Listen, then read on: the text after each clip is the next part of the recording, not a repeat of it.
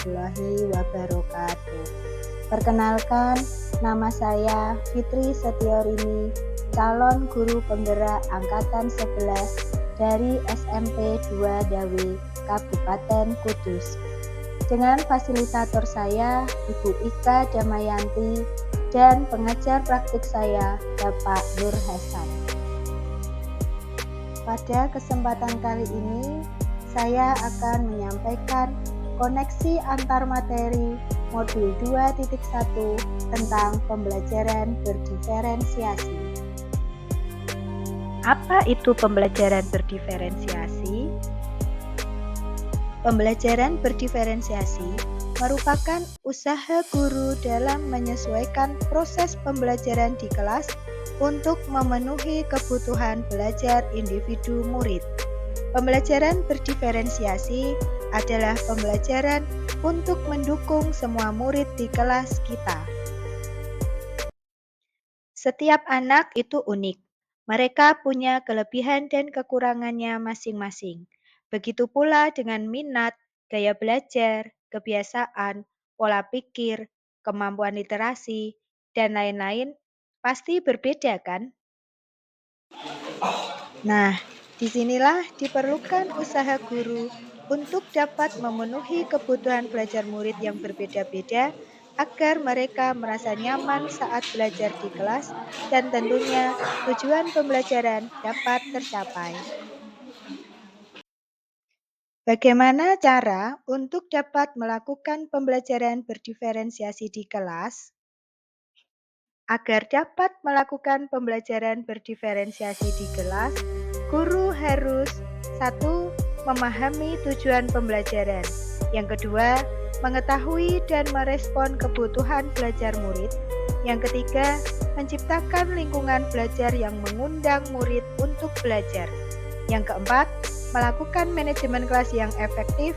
Dan yang kelima, melakukan penilaian berkelanjutan.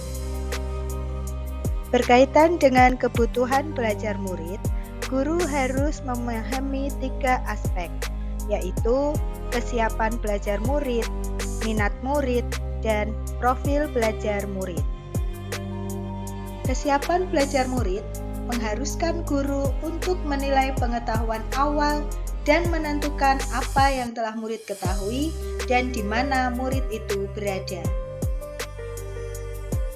Setiap anak pasti memiliki minat yang berbeda-beda. Minat adalah salah satu motivator penting bagi murid untuk terlibat aktif dalam proses pembelajaran. Sedangkan profil belajar murid dapat dipengaruhi oleh beberapa faktor, di antaranya faktor lingkungan, budaya, gaya belajar, dan kecerdasan majemuk. Kebutuhan belajar murid dapat diidentifikasi berdasarkan cara-cara berikut ini. Di antaranya, mengamati perilaku murid-murid, mengidentifikasi pengetahuan awal, mereview dan merefleksi terhadap praktik pengajaran, berbicara dengan guru sebelumnya, membaca rapot murid di kelas sebelumnya, atau menggunakan berbagai penilaian formatif dan diagnostik. Strategi untuk mendiferensiasikan pembelajaran dapat dilakukan dengan 3 cara. Yang pertama, diferensiasi konten, yang kedua, diferensiasi proses, dan yang ketiga, diferensiasi produk.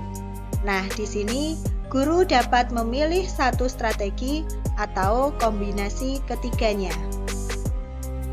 Diferensiasi konten berkaitan dengan apa yang kita ajarkan, seperti materi, konsep, atau keterampilan yang perlu dipelajari berdasarkan kurikulum. Mendiferensiasi konten bisa dilakukan dengan membedakan pengorganisasian atau format penyampaiannya, bukan mengubah atau menurunkan standar kurikulum. Diferensiasi proses merupakan kegiatan yang memungkinkan murid berlatih dan memahami atau memaknai konten dengan cara membedakan proses yang harus dijalani oleh murid. Sedangkan diferensiasi produk merupakan bukti yang menunjukkan apa yang murid telah pahami dengan cara membedakan atau memodifikasi produk sebagai hasil belajar murid, hasil latihan, penerapan, dan pengembangan apa yang telah dipelajari. Nah, adakah keterkaitan antara modul pembelajaran berdiferensiasi dengan modul-modul yang lain? Tentu saja ada. Untuk dapat melakukan pembelajaran berdiferensiasi, maka guru harus berusaha memenuhi kebutuhan belajar anak sesuai dengan kodrat alam dan kodrat zaman berdasarkan filosofi Ki Hajar Dewantara.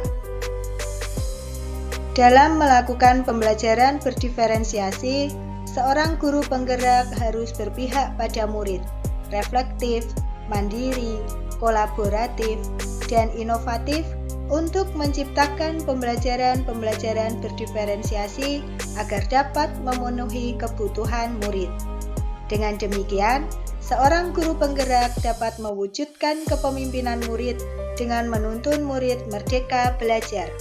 Hal ini sesuai dengan nilai dan peran guru penggerak. Pembelajaran berdiferensiasi dapat menjadi salah satu strategi untuk mewujudkan visi guru penggerak yang berpihak pada murid. Dalam pelaksanaan pembelajaran berdiferensiasi, antara guru dengan murid harus ada kesepakatan kelas terlebih dahulu, agar proses pembelajaran dapat berjalan dengan baik sesuai dengan nilai-nilai budaya positif. Demikian video saya, semoga bermanfaat dan menginspirasi. Terima kasih, salam dan bahagia. Wassalamualaikum warahmatullahi wabarakatuh.